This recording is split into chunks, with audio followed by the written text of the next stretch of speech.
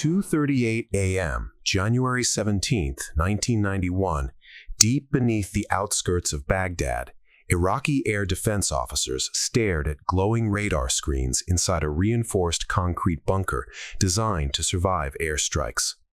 The bunker had been built to withstand blast pressure. The walls were thick, the power systems were redundant, the equipment had backup upon backup. This was not a temporary command post. It was part of Iraq's National Integrated Air Defense System, one of the most extensive ever assembled outside the Soviet Union. Coffee sat cooling in metal cups. Cigarette smoke drifted under fluorescent lights. Some officers had been awake for more than 20 hours. They were waiting for the war to begin. For months, Iraqi planners had studied American air power obsessively. They had watched the buildup in Saudi Arabia. They knew the aircraft types. They knew the doctrine. They believed they understood the opening move. The expectation was simple. American aircraft would approach from predictable corridors. Radar would detect them early. Tracking stations would hand targets to missile batteries. Surface-to-air missiles would force bombers high and fighters defensive.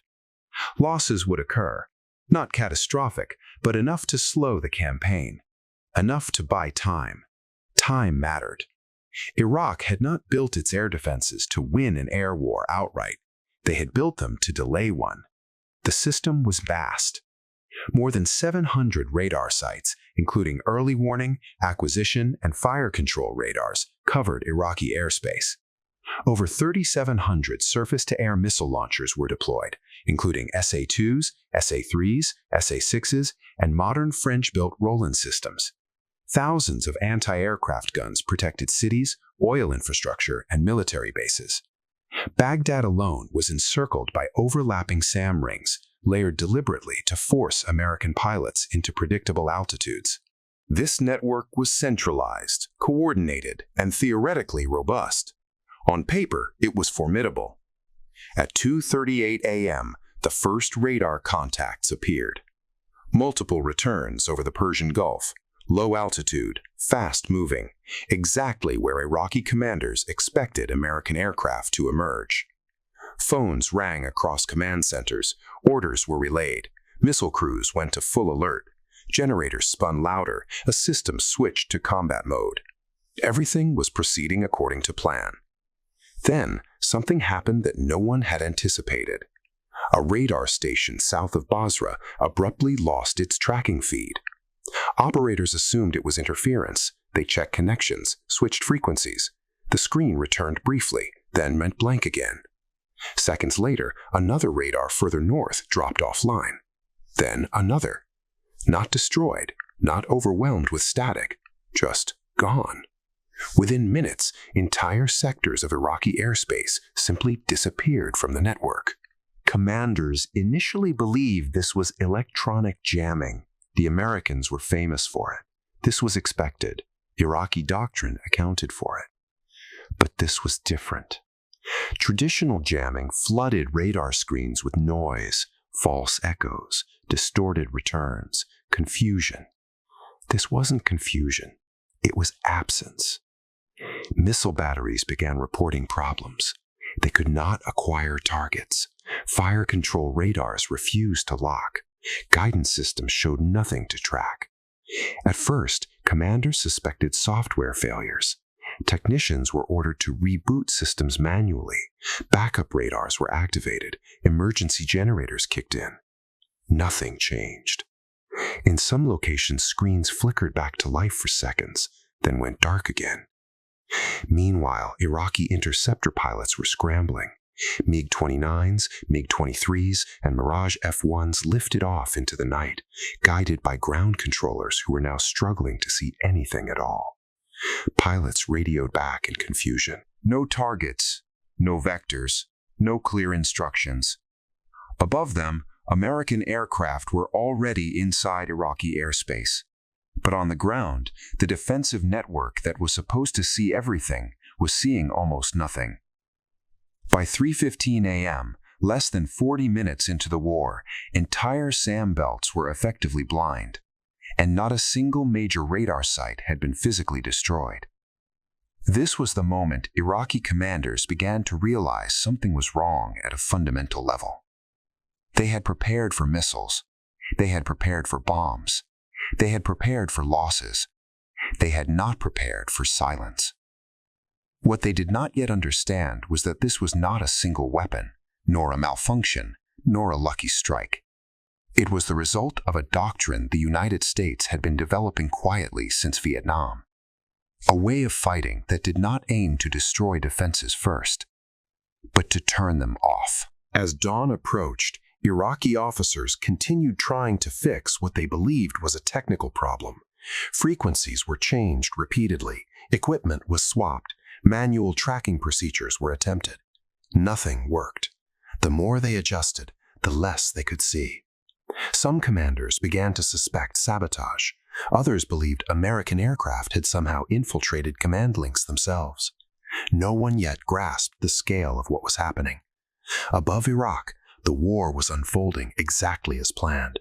Below ground, men stared at dead screens, realizing that the defenses they had spent years building were no longer protecting anything. They had built a system designed to fight airplanes, but the opening attack was not aimed at airplanes at all. It was aimed at the nervous system of the country, and Iraq had just discovered, in the first hour of the war, that it was blind. To understand why Iraq's air defenses collapsed so quickly, one must understand how confident Iraqi planners were before the war ever began. This was not a poorly trained force improvising with outdated equipment. By 1991, Iraq possessed one of the most sophisticated air defense networks outside NATO and the Warsaw Pact. The system had a name, CARI, short for Command, Automation, Reporting, and Interception. CARI was built with foreign expertise, modern electronics, and centralized control. French engineers had helped design it. Soviet doctrine shaped its structure. Western components filled its hardware. It linked early warning radars, tracking stations, missile batteries, and command centers into a single coordinated organism. In theory, nothing moved through Iraqi airspace without being seen. CARI's architecture followed a clear logic. Long-range radars detected intruders hundreds of kilometers away. Those tracks were forwarded to regional command centers. Targets were assigned automatically to SAM batteries. Fire control radars locked on. Missiles launched. Every step was meant to reduce human delay. Automation was considered strength. By the late 1980s, Iraqi officers believed CARI gave them something no Arab nation had ever possessed before, a unified, modern air shield. During exercises, the system worked. During simulations, it worked. During limited engagements with Iran, it worked well enough to justify confidence. And confidence became doctrine. Iraqi planners assumed that if American aircraft entered Iraqi airspace, they would have to fight their way through this network step by step. Attrition was expected. Losses were acceptable. What mattered was forcing American pilots to slow down, climb higher, expend weapons defensively, and operate cautiously. The assumption underlying all of this was simple. The system would remain intact long enough to matter. That assumption was wrong. What Iraqi doctrine failed to account for was how dependent CARI was on continuous communication. Every radar fed data upward. Every missile battery depended on external targeting. Every interceptor relied on ground-based guidance. Very little operated independently. When communication flowed, the system felt omniscient. When it stopped, everything below it went blind. American planners had noticed this vulnerability years earlier. During the 1970s and 1980s, the United States had studied Soviet-style integrated air defenses exhaustively. Vietnam had taught painful lessons. The 1973 Yom Kippur War confirmed them. Missiles didn't need to be destroyed. They needed to be confused, delayed, or disconnected. By the time Desert Storm was planned, the U.S. Air Force and Navy had refined an entirely different approach to air war. The first blows would not target runways. They would not target hangars. They would not even prioritize missile launchers. They would target links, communication nodes, data relays, command centers, radar handoff points. But even that was only part of the plan. What made the opening hours of Desert Storm unprecedented was not just the targeting, it was the timing. Every element was synchronized to the minute. At 2:38 a.m., the first wave crossed the border. Within seconds, specialized aircraft were already active deep inside Iraqi airspace. EF-111 Ravens were broadcasting carefully tuned electronic signals designed not to overwhelm radars, but to mislead them. EC-130 compass call aircraft attacked Iraqi communications frequencies, disrupting coordination between units without cutting power entirely. At the same time, Navy aircraft launched anti-radiation missiles not in massive salvos, but selectively, forcing radar operators to make a choice: shut down or be destroyed. Many chose to shut down. Those that stayed on were eliminated. The result was cascading failure. When one radar went offline, the next station up the chain lost data. When command centers lost situational awareness, missile batteries hesitated. When missile batteries hesitated, pilots received no guidance. And the automation that had once been Iraq's greatest strength now became its weakness. Manual overrides existed, but few crews were trained to use them under pressure. Doctrine had taught them to trust the system. The system was gone. By 4 a.m., Iraqi air defense commanders were issuing contradictory orders. Some units were told to hold fire to avoid friendly losses. Others were ordered to launch without confirmed targets. Missiles were fired blindly into empty sky. Anti-aircraft guns opened up against shadows. Pilots reported flashes below them, but no coordinated interception. One Iraqi officer later described the experience bluntly. "We were trained to fight with our eyes open. Suddenly, we were asked to fight blind." Above them, American aircraft were already striking hardened targets. F-117 stealth fighters moved through gaps no radar could reliably detect. Cruise missiles followed pre-programmed routes that avoided remaining sensors. Strike packages flew corridors that had been calculated months earlier, based on predicted radar outages. Nothing about this was improvised. It was rehearsed. By sunrise, Iraq had launched fewer than 40 effective SAM engagements across the entire country. American planners had expected hundreds. Instead, the defensive network had collapsed into isolated, disconnected fragments. Still, Iraqi commanders believed this was temporary. They assumed that once the initial assault passed, systems would stabilize, repairs would be made, procedures adjusted. The war, they believed, had merely begun. What they did not yet understand was that the opening attack was not meant to shock, it was meant to permanently change the character of the battlefield. Iraq had prepared for American aircraft. What they had not prepared for was an enemy that could fight without ever needing to be seen. And the longer the war continued, the clearer that truth would become. By the morning of January 17, 1991, Iraqi commanders were no longer asking what was happening.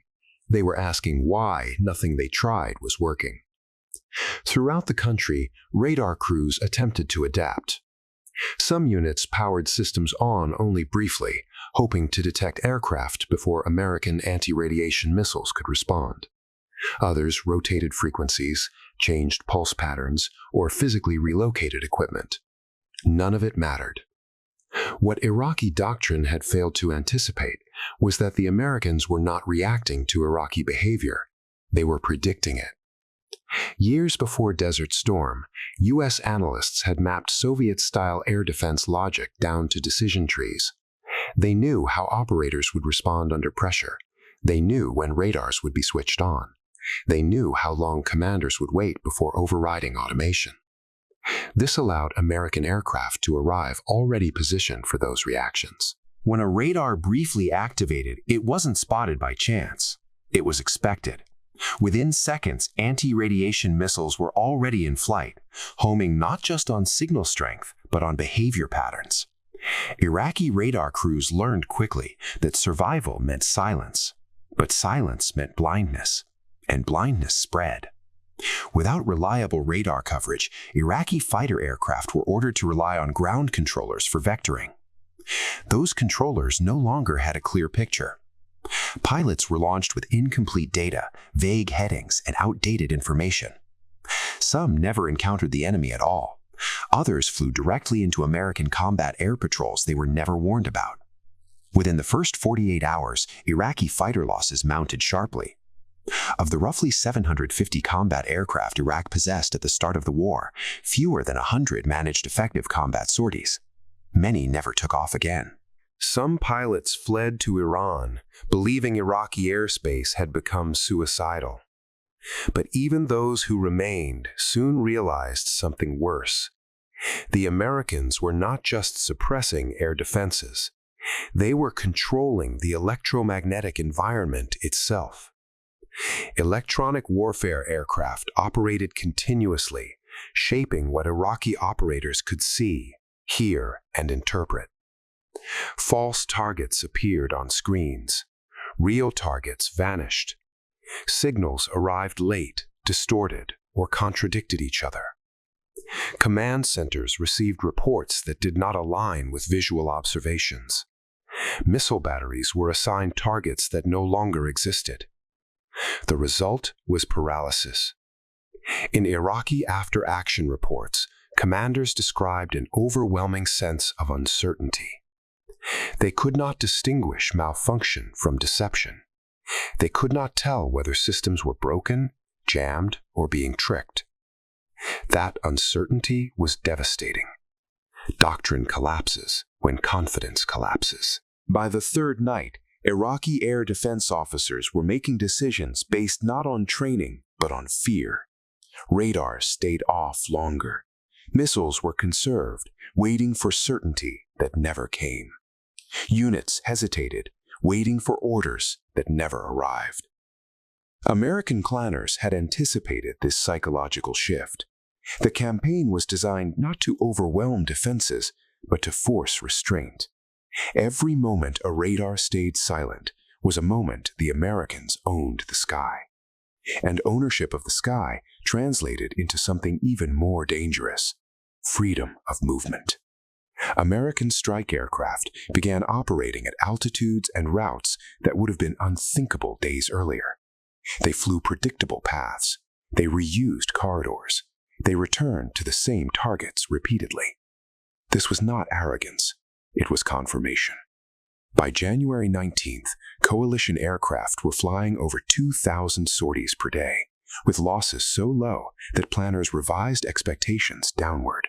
Entire Iraqi divisions reported being struck multiple times without ever seeing an attacker. Bunkers were hit without warning.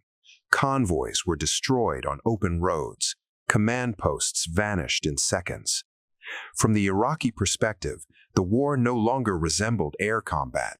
It resembled punishment from nowhere. One senior Iraqi officer later described the sensation as being hunted by ghosts. But the most damaging realization came not from losses, but from comparison. Iraqi officers began intercepting fragments of coalition communications. They observed the coordination, the timing, the precision. They realized that American aircraft were not fighting individually. They were operating as nodes in a network. Every sensor, every aircraft, every satellite, every command post contributed to a single shared picture. Iraq, by contrast, had lost its network. And once a modern military loses its network, numbers stop mattering. By the end of the first week, Iraqi air defenses had fired thousands of missiles. Very few hit anything. American aircraft losses remained in the single digits. The imbalance was staggering. But the full truth had still not settled in. Iraqi commanders continued to believe recovery was possible. They believed adaptation would eventually restore effectiveness. What they did not yet understand was that the Americans were not escalating effort. They were maintaining pressure with minimal strain. The system was designed to run indefinitely. And that meant Iraq was not facing a temporary setback. It was facing a permanent condition, a battlefield where seeing the enemy was optional for one side and impossible for the other. And buried deep inside Iraqi bunkers, crews would soon realize something even more terrifying. The Americans had not yet used their most decisive advantage. January 20th, 1991. 4 days into the air campaign. By now, Iraqi air defense commanders were no longer debating tactics. They were debating whether their systems still existed as a concept. On paper, much of Iraq's air defense network remained intact. Many radar sites had not been physically destroyed. Missile batteries still had launchers, fuel, and crews. Command bunkers were standing. Yet operationally, the system was dead. The reason was not damage, it was disconnection. Modern air defense does not fail when radars are destroyed. It fails when information can no longer be trusted. And by day 4, Iraqi operators trusted nothing. Screens showed contacts that vanished when missiles were launched. Silence followed confirmed hits. Some operators reported seeing aircraft at impossible speeds or altitudes. Others received warnings of attacks that never came. The system had become a liar.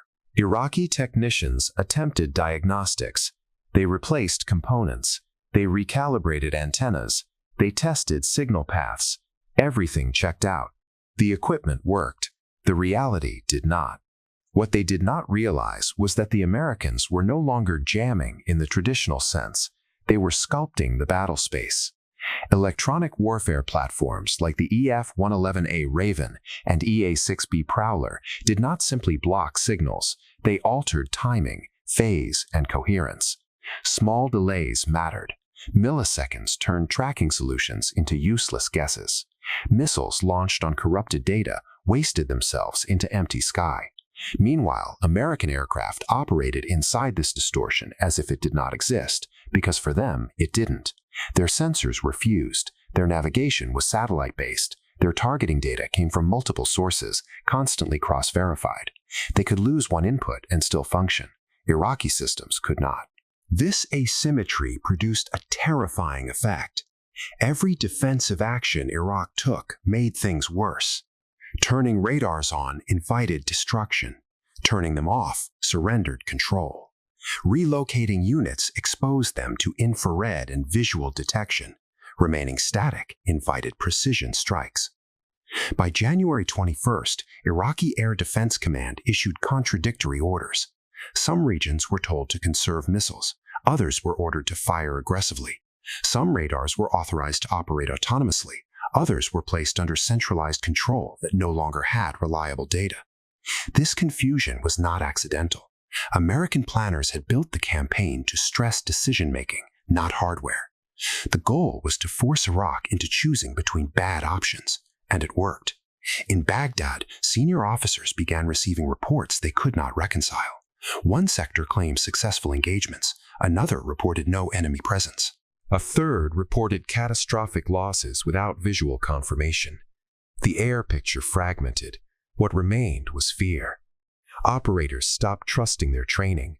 Missile crews hesitated before firing. Radar technicians delayed activation. Commanders waited for confirmation that never arrived. Every delay created windows, and those windows were exploited immediately.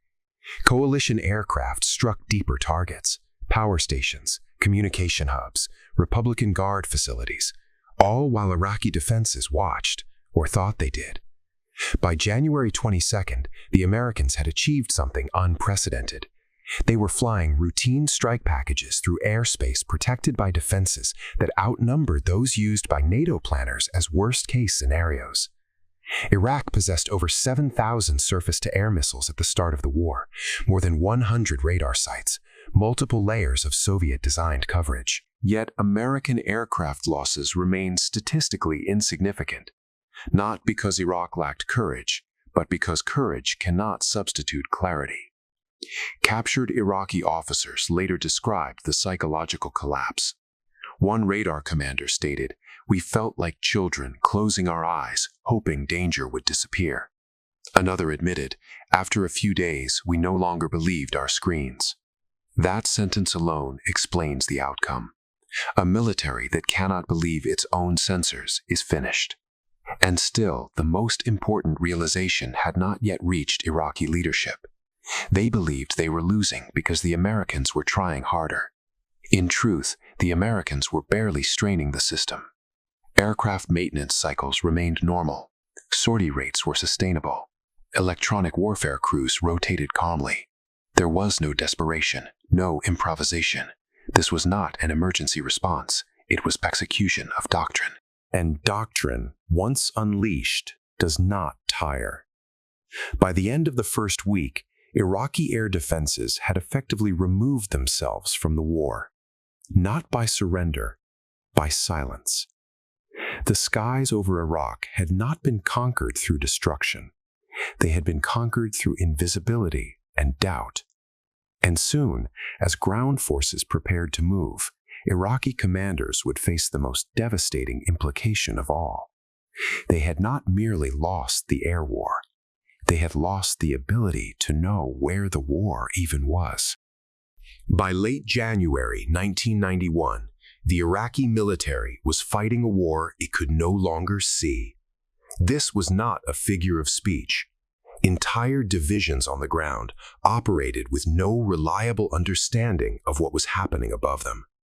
For decades, Iraqi doctrine had assumed one constant: airspace would always be contested.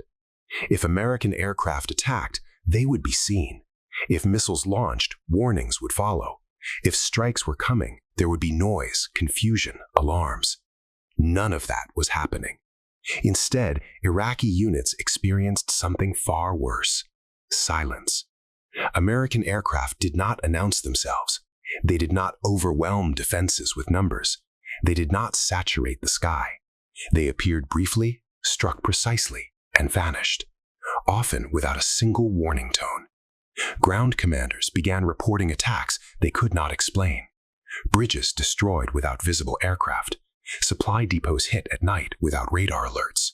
Armored columns struck mid-movement with no prior indication. This eroded more than infrastructure. It eroded command authority. Officers could no longer reassure their troops. They could not explain why defenses failed. They could not promise protection. Worse, they could not even confirm whether an attack had ended. American planners had anticipated this. The air campaign was not designed only to destroy targets. It was designed to dislocate time. Strikes came at irregular intervals. Patterns were deliberately avoided. Some areas were hit repeatedly. Others were left untouched, creating false confidence. Then struck suddenly.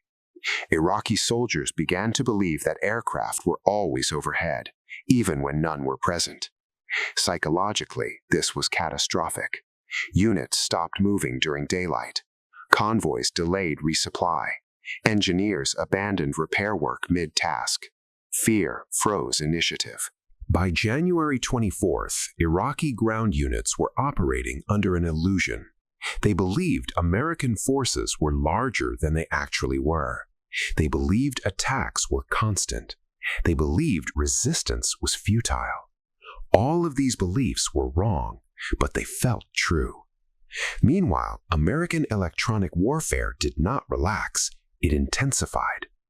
E-8 J-STARS aircraft tracked Iraqi troop movements in real time. Satellites monitored communication emissions. Every attempt to regroup created a signature. Every radio transmission narrowed a location. Iraqi commanders faced a paradox. To regain control, they had to communicate, but communication exposed them. Some attempted silence, others attempted decentralization. Neither worked. Without radar coverage, Iraqi air defense could not shield maneuvering forces. Without air warning, troops could not disperse in time. Without coordination, defenses acted alone, and alone they were hunted. By late January, coalition aircraft shifted emphasis, not from air defenses, but from confidence. They struck targets that carried symbolic weight: headquarters buildings, elite Republican Guard positions, presidential communication nodes. Each strike sent a message: we can reach you whenever we choose. Iraqi leadership began to understand something terrifying. Their defenses were not failing gradually. They had already failed completely. They simply had not been told yet. Interrogations conducted after the war revealed a recurring theme. Many Iraqi officers believed the Americans possessed a secret weapon, something unknown, something unseen. They were partially right. The weapon was not a single device. It was integration. No previous conflict had demonstrated this level of coordination between electronic warfare, stealth aircraft, precision munitions, real-time surveillance, command networks. Each element reinforced the others. Removing one did not break the system. It adapted. Iraqi defenses could not. Their systems were hierarchical, rigid, dependent on central control. Once that control dissolved, nothing replaced it. This difference would decide the ground war before it began. When coalition ground forces finally prepared to move, Iraqi commanders faced an impossible task. They had to defend against an enemy they could not track, they could not predict, they could not intercept, they could not psychologically prepare for. The battlefield had already been shaped, the terrain already mapped, the targets already selected. Ground forces were stepping into a fight that had ended days earlier. They just didn't know it yet. And when the first armored columns finally crossed into Kuwait and southern Iraq, Iraqi soldiers would experience the final confirmation. The enemy they feared was not invisible because it was hiding. It was invisible because they had been made blind. February 24th, 1991, 4 a.m. The ground war began. For Iraqi commanders, this moment had been anticipated for weeks. They expected a massive frontal assault, a slow build-up, time to react. Instead, what arrived felt disconnected from reality. Coalition ground forces did not advance cautiously. They moved with speed that suggested absolute confidence. Armored columns crossed the desert at night. Infantry units maneuvered without hesitation. Air support appeared exactly when needed. For Iraqi units, the first indication of contact often came after positions were already compromised. American tanks engaged targets that Iraqi crews had not yet seen. Artillery fire arrived with coordinates that felt impossibly precise. Commanders attempted to respond. They couldn't. Their radios crackled with fragmented orders. Higher headquarters were silent. Radar screens remained dark. The blindness that had begun weeks earlier now became fatal. By the end of the first day, coalition forces had advanced deeper than Iraqi planners believed possible in 72 hours. Entire defensive belts collapsed without prolonged fighting. Units surrendered intact, others simply fled. Many Iraqi soldiers later testified they believed the ground assault was only possible because the Americans had already destroyed something essential beforehand. They were correct. By February 25th, Iraqi air defenses were functionally irrelevant. Of the estimated 3,700 surface-to-air missiles Iraq possessed before the war, fewer than 10% were operational. Radar-guided systems were useless. Optical systems were blind at night. Command networks no longer synchronized responses. American aircraft flew over battlefields with near impunity. More telling than losses was behavior. Iraqi gunners abandoned positions when aircraft were heard, not seen. Some refused to power on radars at all. They believed activation meant death. Coalition pilots noticed something strange. Missile launches dropped sharply. Even when aircraft flew well within engagement envelopes, no response followed. The threat had not just been destroyed, it had been internalized. This psychological collapse accelerated the ground campaign beyond expectations. The Republican Guard, considered Iraq's most capable force, disintegrated. In some sectors, divisions dissolved in hours. American armored units bypassed resistance rather than fighting it. By February 26th, Retreating Iraqi forces created massive traffic jams on the road from Kuwait City to Basra. This became known as the Highway of Death, not because of relentless air attacks, but because command cohesion had vanished. Vehicles stalled, units mixed, orders contradicted. No one knew who was in charge. No one knew what was happening in the air. When the ceasefire was declared on February 28th, the ground war had lasted just 100 hours. The numbers told the story. Coalition losses, 148 combat deaths. Iraqi losses, estimated 20,000 to 35,000 killed, over 75,000 captured, thousands of vehicles abandoned or destroyed. But the most important numbers were invisible. Iraq had entered the war with one of the densest air defense networks outside NATO. By the end, it had effectively none. Not because every system was destroyed, but because the network no longer functioned as a network. Post-war debriefings revealed a consistent realization among Iraqi officers. They had prepared for missiles. They had prepared for bombs. They had prepared for overwhelming firepower. They had not prepared for systemic blindness. American commanders later explained that the goal was never to destroy everything. It was to create uncertainty. If a radar operator doubted his screen, he hesitated. If a commander doubted his reports, he delayed. If a unit doubted protection, it froze. Those delays compounded. Seconds became minutes.